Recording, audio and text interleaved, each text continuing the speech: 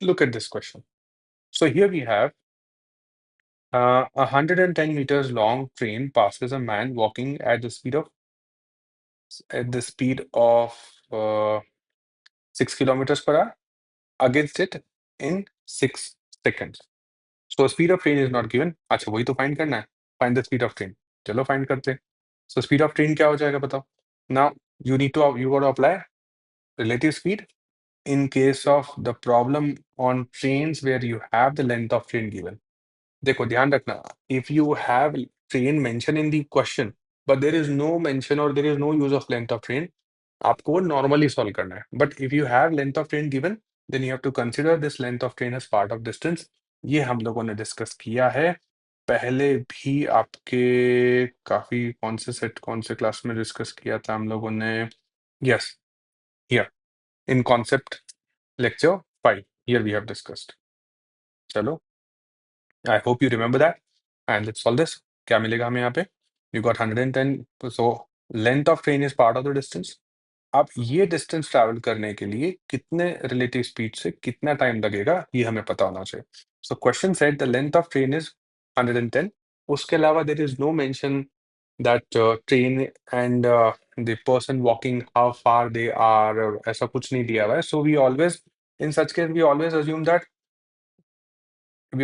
That the both objects are in parallel. मतलब ये इसका जो हेड है ट्रेन का, दिस पर्सन वाज वॉकिंग, ये it's in the same line. Okay, same axis है वो. Okay, so we only count the distance here as length of train. Now, speed here, they are walking against, that means in opposite direction. So we don't know the speed of train. Let's assume the speed of train is S and X लेना. चलो X ले लो यार, कुछ हो, because S look like 5 in numbers, तो confusion हो जाता है. Never mind. X ले लेते हैं and the speed of man walking is 6 kilometre per our.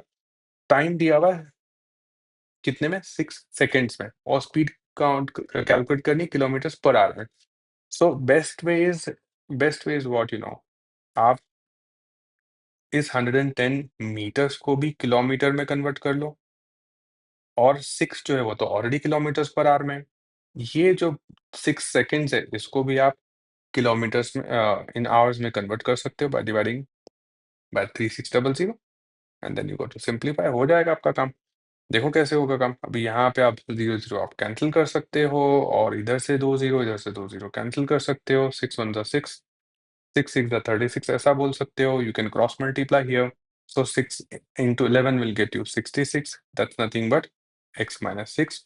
तो बताओ x का आंसर क्या आएगा. अभी यहाँ पे अगर आप ऐड करोगे, oh sorry, both of them are moving in the opposite direction, तो प्लस होगा.